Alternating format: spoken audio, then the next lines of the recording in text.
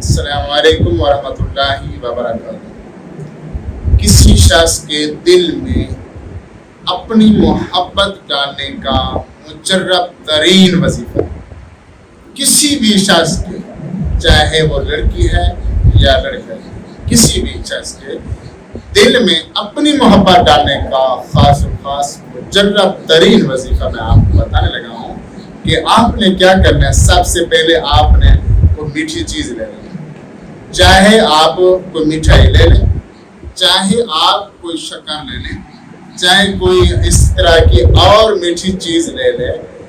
آپ نے وہ میٹھی چیز لینی ہے، اس کے بعد آپ نے یہ وظیفہ کرنا ہے جو میں آپ کو بتانے لگا ہوں۔